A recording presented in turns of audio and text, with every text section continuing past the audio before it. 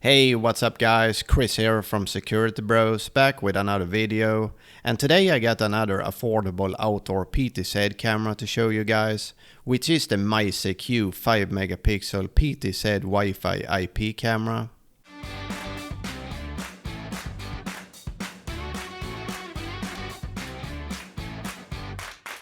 This is a bigger and improved version of the 2 megapixel Tech H I reviewed here on my channel a couple of months ago. And I have to say image quality is surprisingly good on this one, which was my main complaint on the 2 megapixel version. And later on in the video I will do a side-by-side comparison so you can really see the difference in image quality. Other than that, they basically have the same features. So if you're looking for a cheap outdoor PTZ Wi-Fi IP camera with good image quality and a lot of nice features like web interface and patrol, I would definitely recommend you taking a closer look at this camera. Build quality is of course not the best, and even though it's supposed to be weatherproof, I would recommend placing it under some kind of cover just to make sure it lasts as long as possible. I bought the camera on AliExpress and I paid $39 for it plus shipping, and if you're interested in buying one, you will find my affiliate links in the video description down below with the most updated prices. So the camera uses a 5 megapixel CMOS sensor and can record with a maximum resolution of 2592 by 1944 at 15 frames per second. It can pan the camera 270 degrees and tilt it 90 degrees, but unfortunately it doesn't have any zoom. And the camera uses an app called iCSee, which I think is a decent app. You will get a push notification when the camera detects motion, and you can view the recorded footage directly in the app from playbacks. And since the camera supports AI human detection, you won't get many false alarms if you have that active. And if you want, you can use their cloud subscription so you can watch the motion clips, but that's optional since you still have access to all the recordings in playbacks from the SD card. And it supports up to 128GB micro SD card. I should also mention that the camera can only record motion detection on the SD card, so for continuous recording I would recommend you use an NVR. You can however adjust in the app how long time you want the camera to record for when motion is detected. And the camera supports ONVIF, so you shouldn't have any problem connecting it to most brands' NVRs or software as long as they support ONVIF. And I connected the camera to ONVIF Device Manager without any problems, just to make sure it worked. Audio is decent and it supports two-way audio, so you can talk and listen through the camera. And this is how it sounds like when I talk through the camera. Night vision I think looked okay, and since it also have 4 white LED lights, you can use something called smart night vision, which means when the camera detects motion, it will turn on the white LED lights for full color night vision. And you can adjust how long time you want the lights to stay on for, from 5 seconds to 120 seconds. What we get in the box is the camera, a quick start guide, power adapter, waterproof connector cover, stickers and a bag with screws. So on the front of the camera we got the lens, 4 infrared lights and 4 white LED lights, IR sensor and a microphone. And on the back we will find the speaker. And here we will find the SD card slot and the reset button. To access the camera we need to download an app called iCSee from either Google Play Store or App Store depending on what device you're using.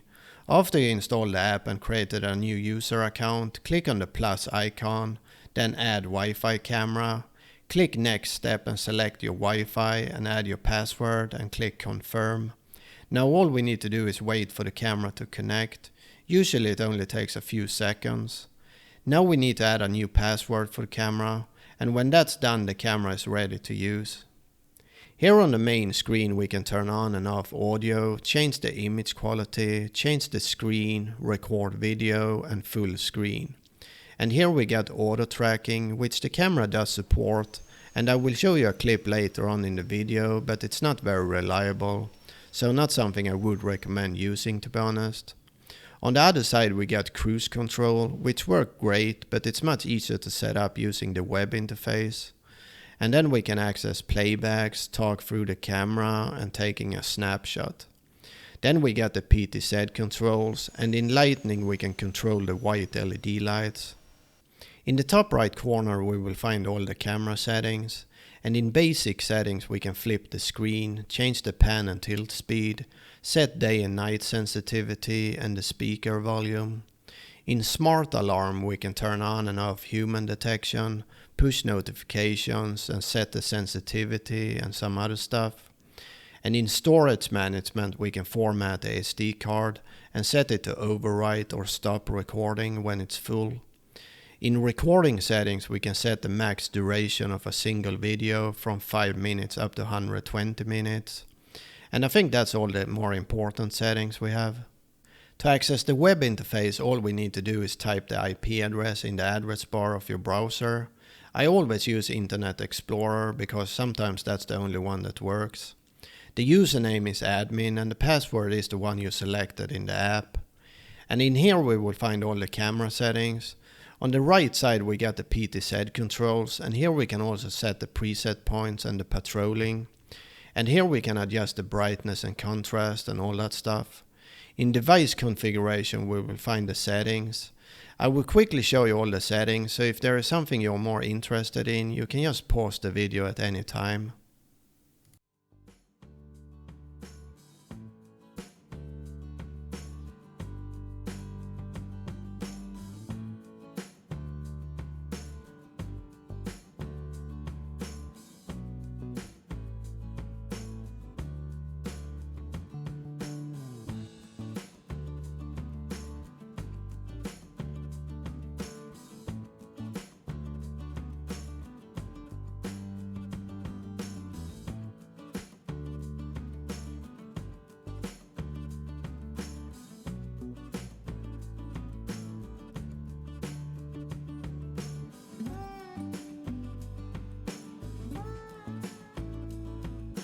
Okay, let's have a look at some recordings. This is daytime, recorded in 2592 by 1944 with audio turned on.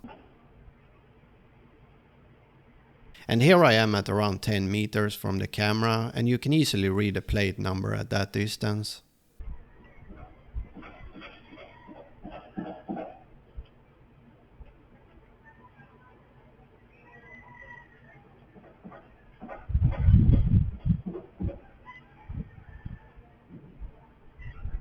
And here is a side-by-side comparison between the 2 and 5 megapixel camera.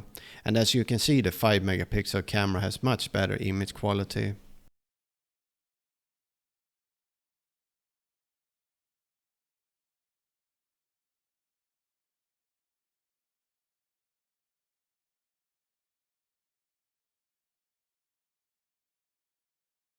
Here I have the camera set to patrol between 3 preset points.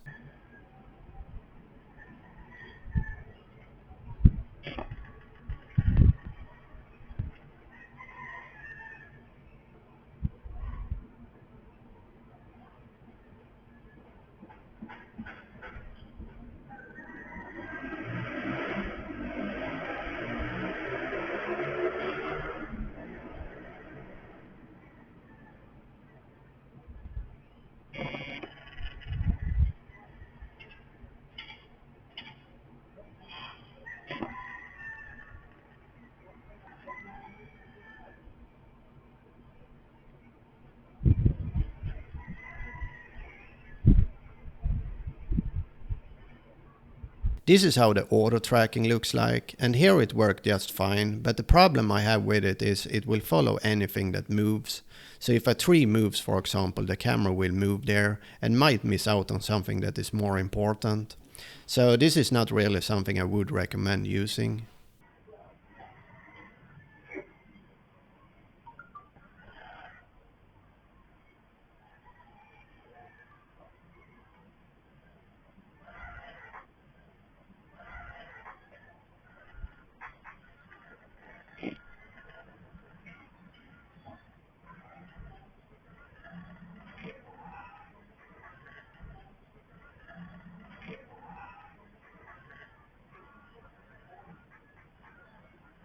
And here is nighttime, not in total darkness though, since there is a street light just across the street.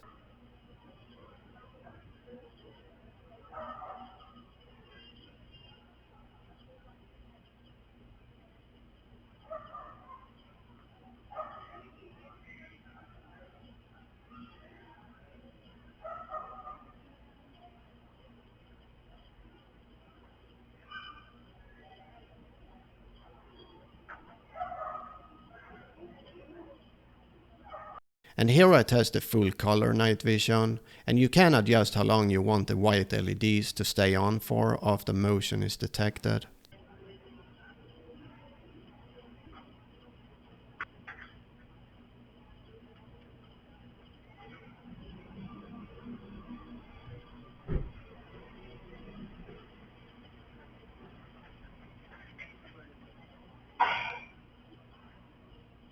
Alright my friends, that's all I had for this video. Thanks for watching and hopefully I see you in my next video. See you next time.